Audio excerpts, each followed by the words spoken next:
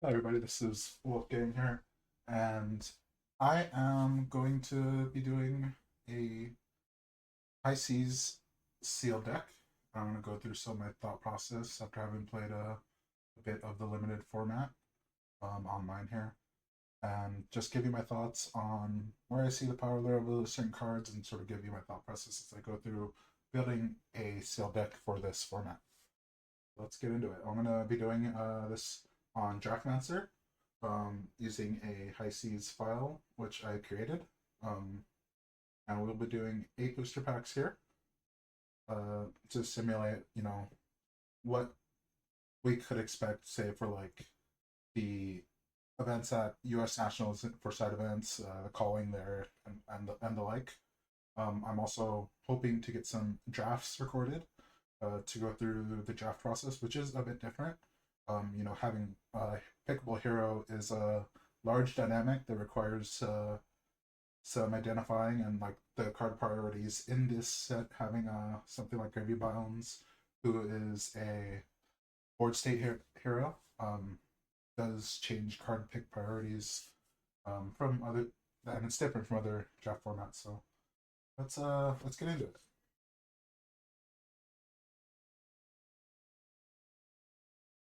So let this load up here. So the first thing that happens when you create a sealed deck here on Draftmancer is one thing you'll notice is it's rares and mythics. This is generally a site used for Magic the Gathering drafts and sealed simulations, so please disregard that. But just looking at what we have here, this is going to show us the rares and majestics. One thing to pick out first is there is a Scurve stowaway in this sealed pool. Scurve is extremely strong in sealed. Um, where you have basically a 40 card. So the pack breakdown, the way it works is you're getting 1 to 3 pirate only cards and 1 to 2 generics in every pack. So you're probably going to be expecting about, you know, 4 cards per pack, I would say, that are going to be usable by Scurve. That means in a 8 pack sealed, you're going to have 32 cards to work with to build a deck around. Um, in addition to anything that you pull out of rares, right? So we're just talking about the common allocation pack and just the way the pack breakdown goes. So in sealed, you're going to be able to build a functional deck with Scurve, especially once you bring in the rares and the majestics that you open. It might be a bit more difficult in draft when people are trying to stay open, say in pack one. Um, there's other things to that, right? So say you open pack one, pick one Scurve, you take it. Now, in every pack, there's going to be between 3 and 5 cards that are pickable for Scurve, and a lot of people in those early packs are going to be taking those generics, those pirate only cards to try to stay open.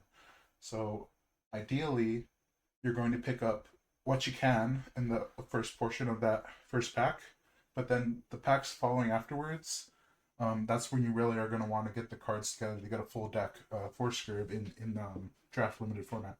And the payoff to that is extremely high, right? You have the Scurve specialization, which other heroes aren't going to be able to use, and it is very powerful. You have the Scurve ability is very powerful.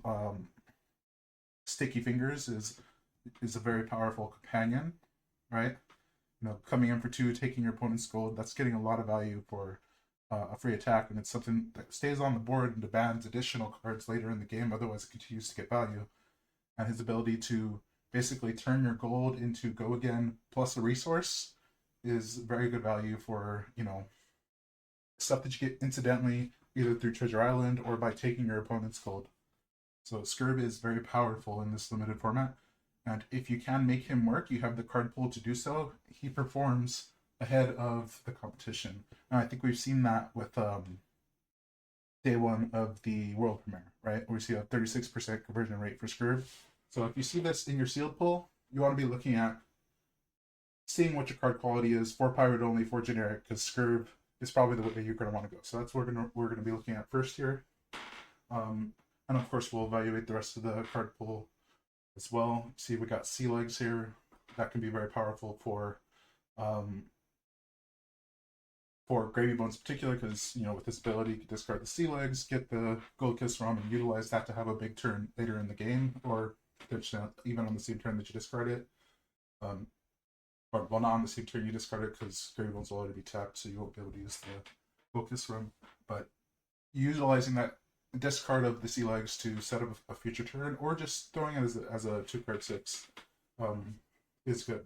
So this is a card that I want to see in my sealed pull if I'm looking to go Gravy Bones, which is probably my second pick in this draft format, unless I see a lot of go again arrows. In which case, I think you have very high damage threat potential with Marlin. Um, Now, looking at the rest of this pull here, one thing we want to look for is our Harpoons in the rare slot and Majestic. Now, we have 2 blue Harpoons. We have the Redfin Harpoon, which is going to be looking to snipe red cards. That's very powerful. One of the better arrows in the blue slot for the Cannon Marlin version. We also have Yellowfin Harpoon. Could be very good in the matchup against Gravy Bones in particular. We have some amulets. We have an amulet here and an amulet here, the gain life and the +2 power amulets. So those are good to see if we want to go Gravy Bones. We have a few good mythics for the Gravy Bones. And not to mention Tip the Barkeep. The good mythics for the Gravy Bones strategy, but at the same time, you know, this Tip the Barkeep could work very well with Scurve, right? So when we're evaluating it, it's just a good generic card that working across our card pool. So that's likely going into our pool. Murderous Rabble is a very powerful card. We have Saltwater Spell here.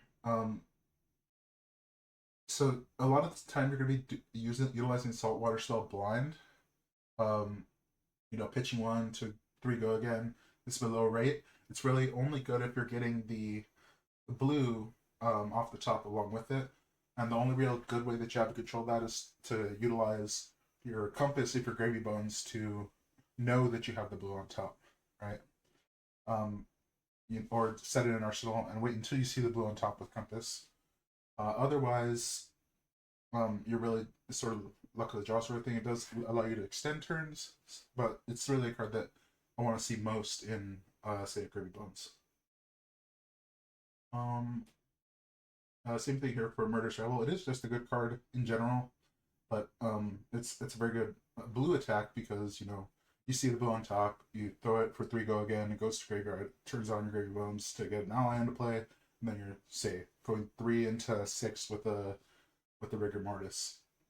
So our pool wants us to look at Gravy Bones, so we will see what that deck looks like. So let's move forward. Looking at the generics, Switch Strike Bracers combined with these Nimbleisms is going to be pretty powerful, particularly if we have a way to search them, which the ways to search them, the Nimbies, or good payoffs with the Jack B Nimble and Jack B Quick. We did not get the major Nimbleism payoffs, but we did get the Searchers, so we can effectively create some strong turns if we have a hero that can give us go again on the Nimbies. So we want to be leaning, I think, Scurve or Puffin to try to utilize this combo here because it is pretty powerful. Aside from that, Life for Life is a strong card. 1 for effectively 5 value go again if you can set up the life differential is pretty nice, and that's not too hard to do. If you're going second, they go like turn 1 Sirens of Safe Harbor, going up to 21 life, or if you attacked on going first and they blocked with Sirens of Safe Harbor or a Fiddler's Green and went up in life, you can pretty effectively get this value in the early game, and it helps when you're coming back from behind, or if you decide to go to 1 or something like that and you need to get a life buffer back. So Life for Life, still a very good card in a limited format. Blow for a Blow. this is going to be strong in the Gravy Bones matchup. And in the late game when you're trying to get back into the game, it does cost 2, so I think it's something that I would want to play in the sideboard. I would move it into the main if I needed to fill in the slots though. These on the horizons both very good.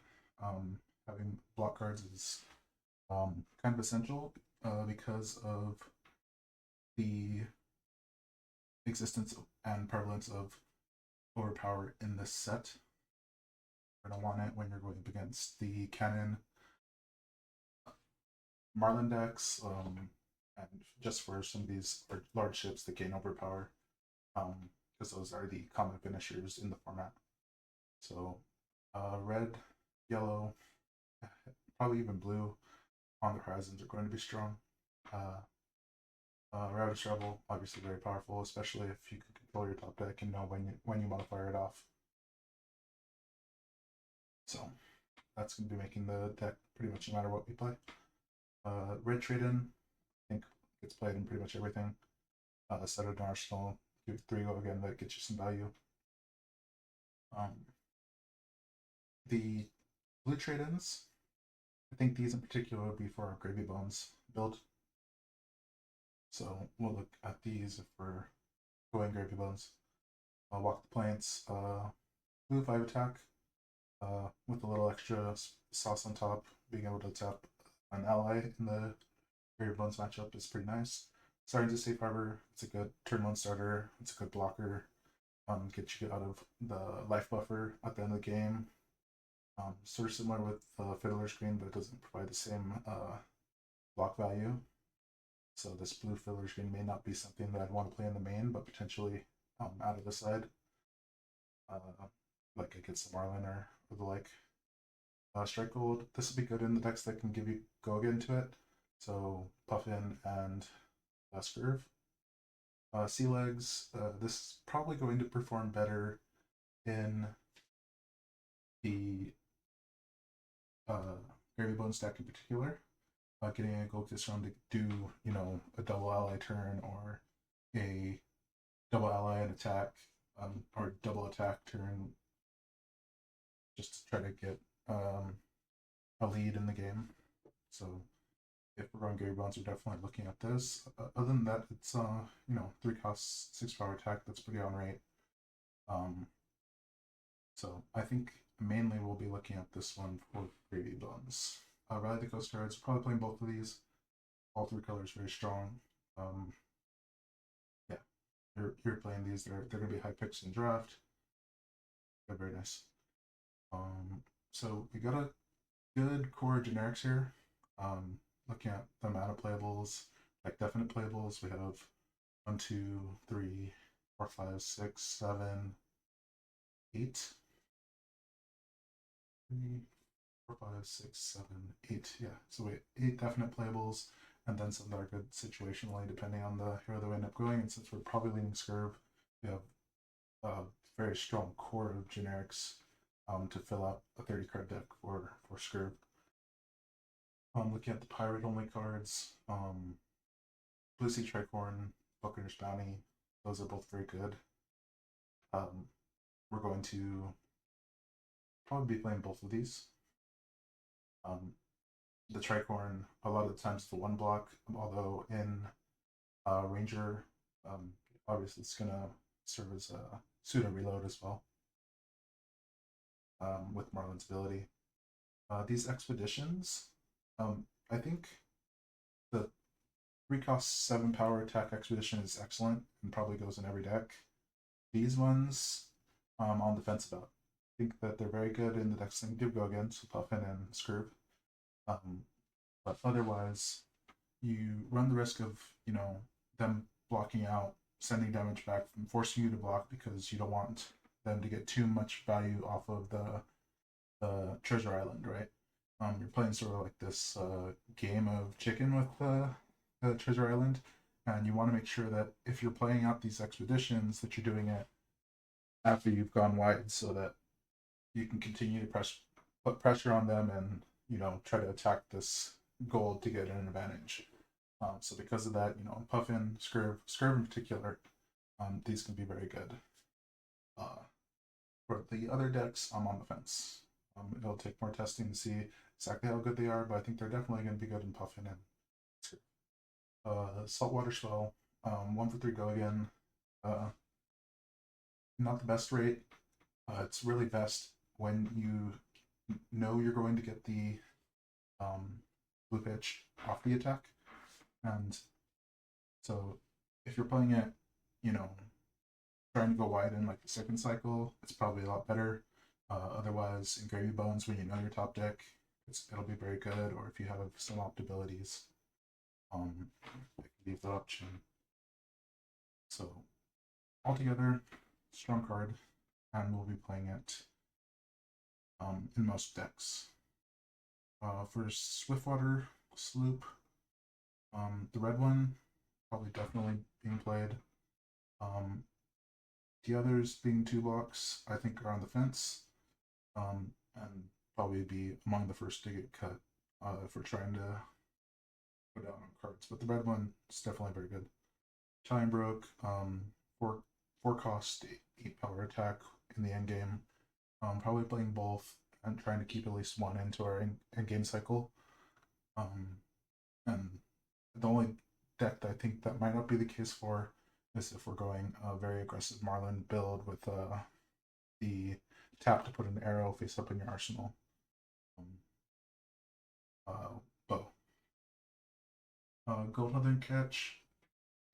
This one's going to be better in heroes that are looking to use their sacrifice ability every turn. I don't necessarily know that I play this in a Scurve deck because he stacks a lot of gold. But it is just good numbers, If you get it for the 2 cost 7, it's great, so you always have to consider it. So it's a good card. I wish it blocked 3. Gold Hunter Light Sails. This is similar to Gold Hunter Catch, where the upside is in being able to control being less the gold than your opponent, or constantly using your gold, like say with Gravy Bones. So maybe I play one of these, but I think it's probably similar to the Swiftwater Syndicate, where again is very kind of situational. So I don't know that I want too many of them. 1 for 4 though. One costs 4 power is a little underrated, and not having 3 block probably makes me have it on that cutting line. Golden Tipple, good card in Gravy Bones, I think. Other decks, probably not as great. So this likely won't be making a cut.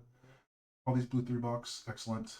They're all going in. Tip the Barkeep is awesome. Gold Farms are broken, especially in Scurve. So I'm really happy to see that. The Caution of the Wind is a good sideboard card for the matchups where you're expecting overpower, so Marlin in particular. I will be playing that out of the sideboard.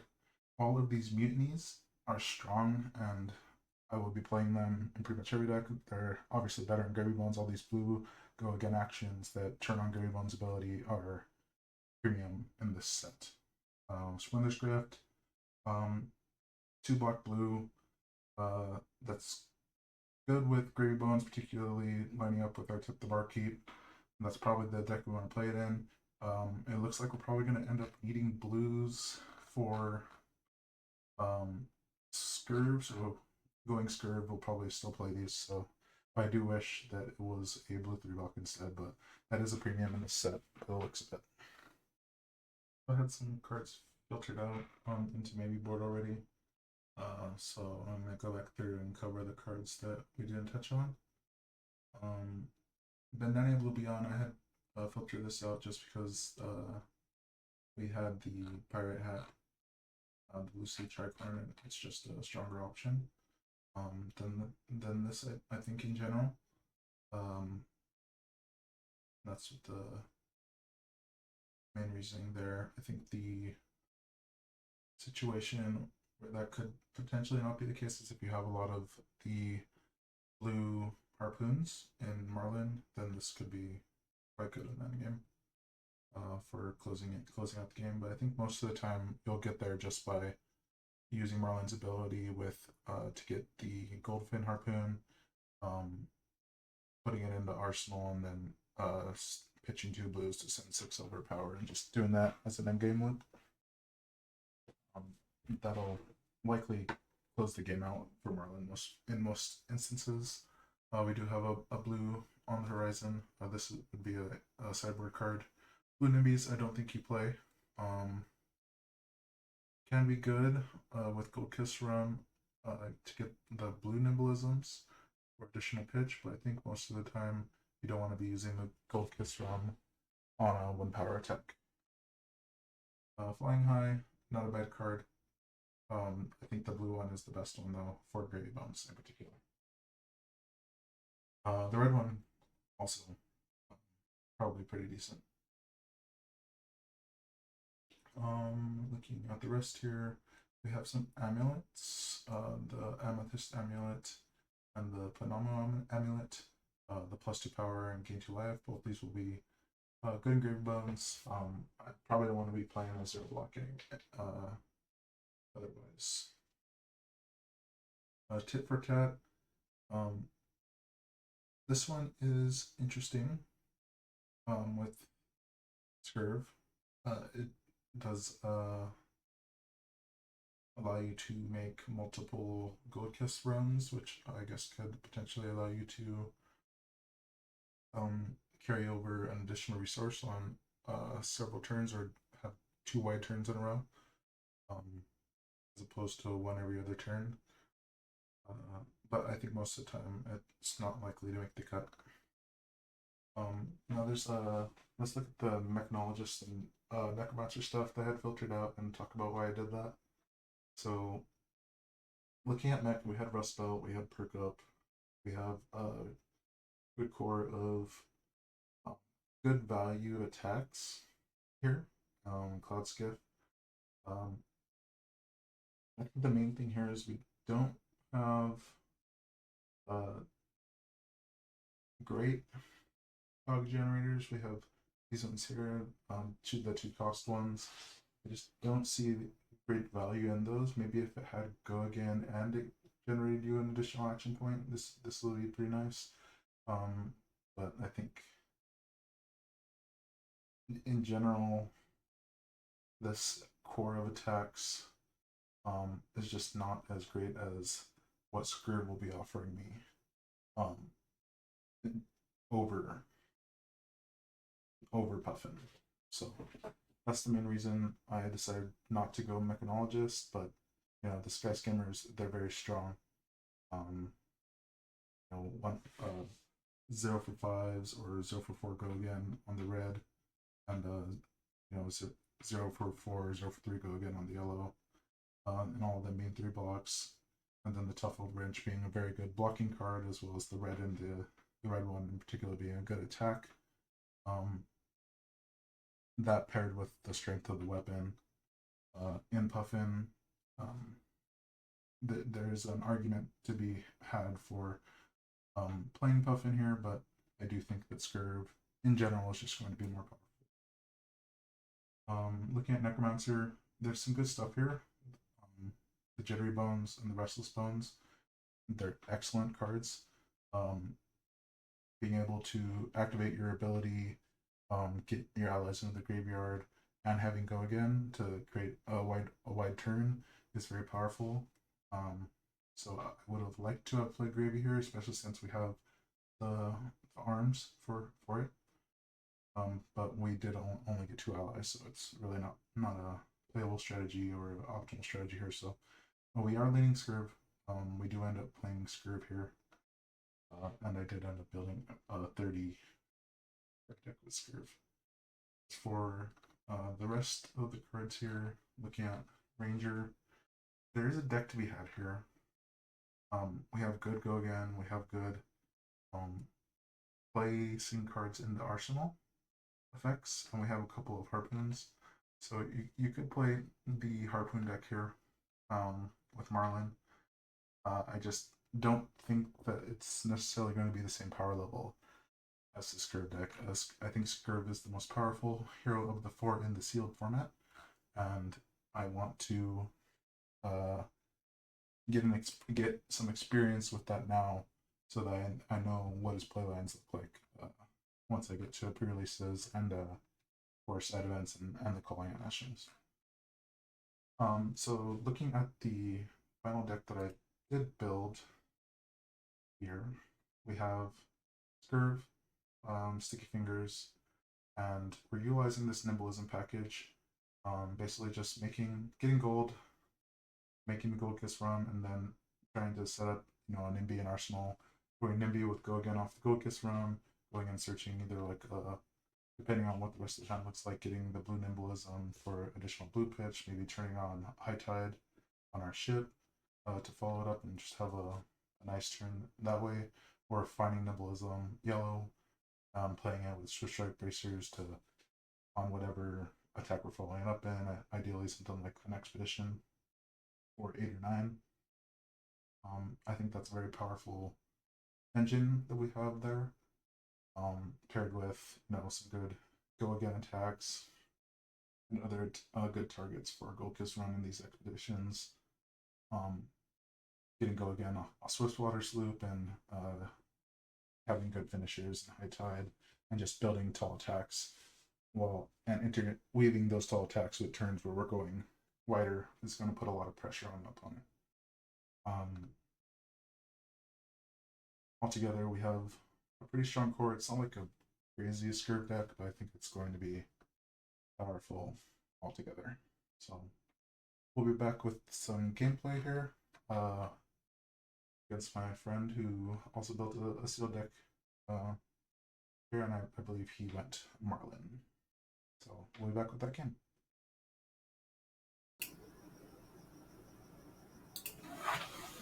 Okay, so we win the roll, and we elect to have Marlin go ahead and go first here. They really need a very strong hand to align in order to get some overpower value off their harpoon. So I'm willing to take that chance.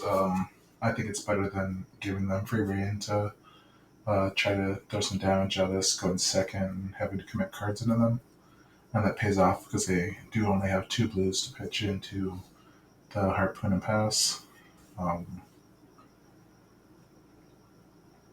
We have some potential for a strong wide turn coming out, but I like to just send attack for 6 and get a 1 for 5 in the arsenal. Set up the next turn, and also pitching life for life into second cycle. He did get that 1 leak through in order to set an effective 1 for 5. I deny the on hit with a yellow block and the hat.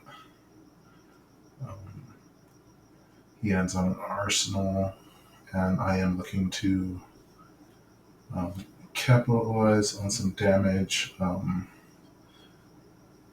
but I'm going to need to throw some block into this arrow to try to prevent him from getting gold if possible. Ultimately, if I recall correctly, this does end up being a 5 block.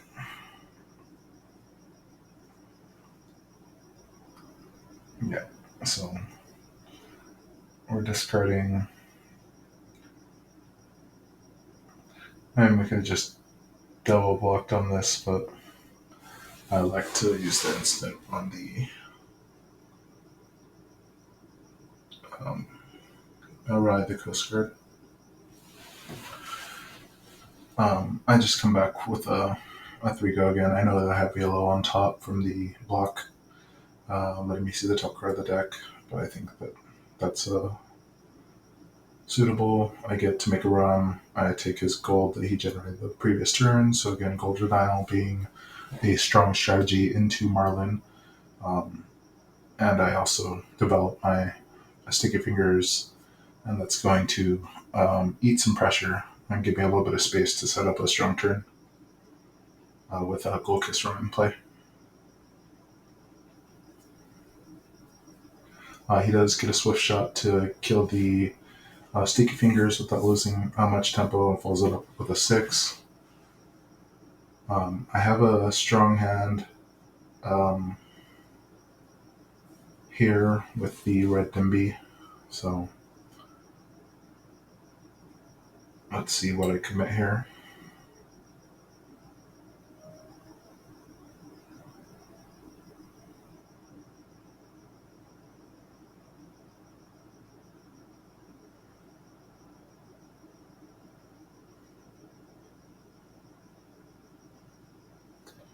Yeah, I want to get that trade in into Arsenal if possible, and I'm hoping that I'm able to get some value out of this ship as well. So I do crack the Golkus Rum, give go again to the Nimby here, which is going to allow me to go ahead and search up an Embolism.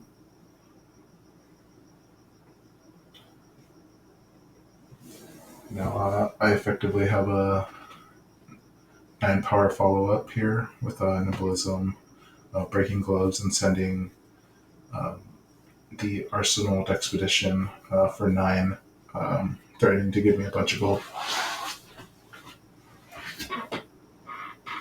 He does block 3 on this Nimby though, to deny some damage and gold generation.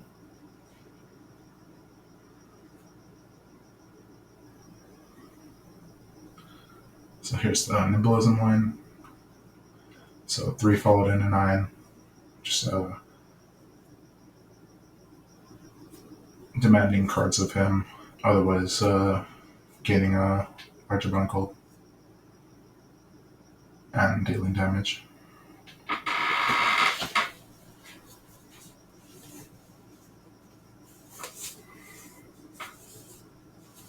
So he does block with 2 2s. I think that might be a little bit questionable there.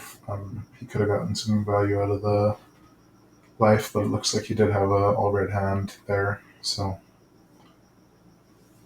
fair enough. Might have been good idea to get value out of the chest and end on an Arsenal, maybe block 2, but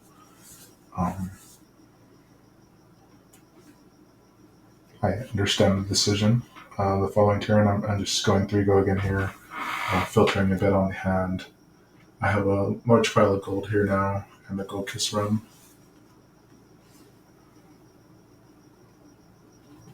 Yeah, so I'm electing to start cracking gold here and trying to fix a hand to send the ship for 8 and develop some pressure. I am going to IP myself by 1, but I'm just looking to see what he decides to do. If he had thrown a large arrow there, I could have set up a strong turn next turn with the Gold Kiss Rum and life for life.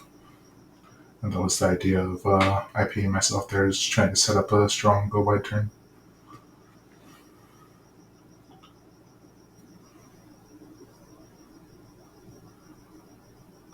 I elect Arsenal Expedition. It's a good position to be in with the Gold Kiss Rum in play in Expedition Arsenal.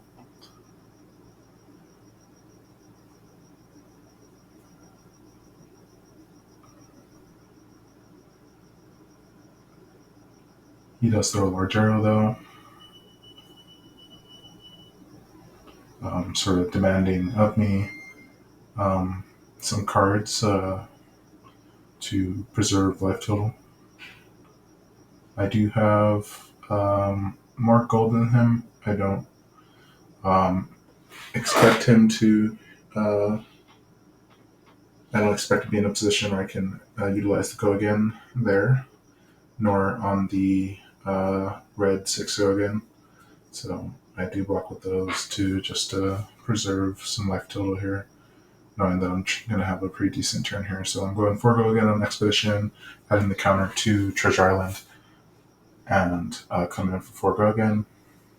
The sequencing here was bad on my part, I think, but in the end it works out. I decided that I'm going to start going on a gold cracking spree since I have a large stake here. Once I draw the Mutiny to steal his gold, I'm definitely going all the way to 0 to, again, deny Marlin the gold so she can't set up these overpower harpoons that are going to put me in a rough position.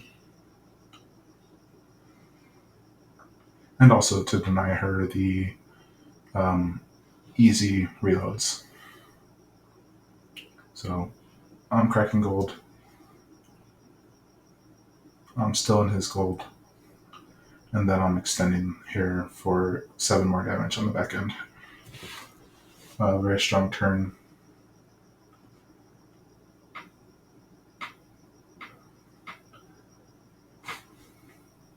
Uh, yeah.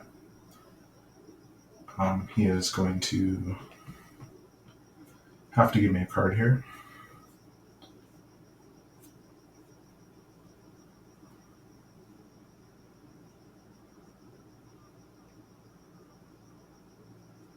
And he elects to go to 1, which is going to put me in a position to pressure him. But he does have uh, an 8 card advantage on me at the present. So I'm going to have to be. Well, he does have a strong card advantage in terms of deck count. So I'm going to have to be conservative and smart about how I utilize the cards for the rest of the game to prevent myself from losing fatigue.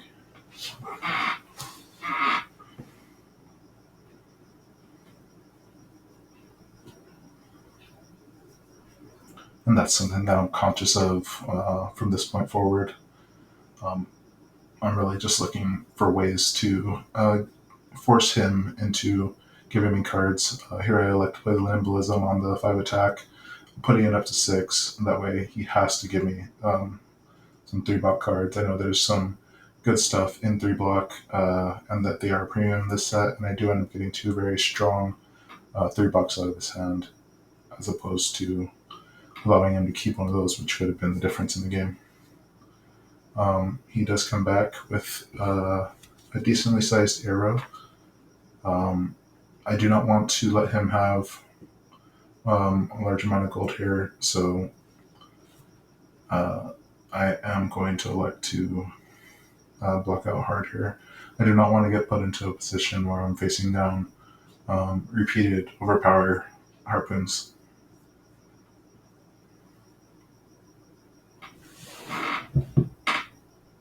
I do have a little bit of a think here to decide on what I want to keep. And I do elect to keep the Murderous Rebel.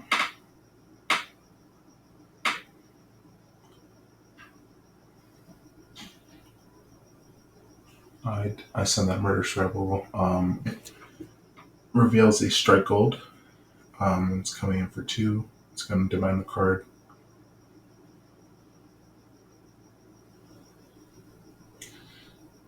And I utilize the chest to follow it up with a 5, threatening to generate some gold. But he has damage prevention from throwing off the deep end. Or throw caution to the wind, rather. Which was a bit lucky on his part to get that damage prevention. But ultimately, it's the outcome's the same. I demand 2 cards from him.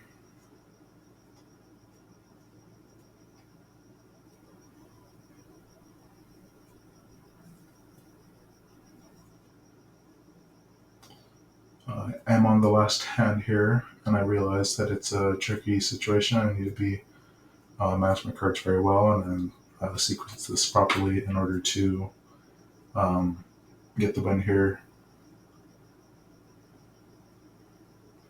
Luckily, I do have some life buffer to be able to keep those cards in my hand.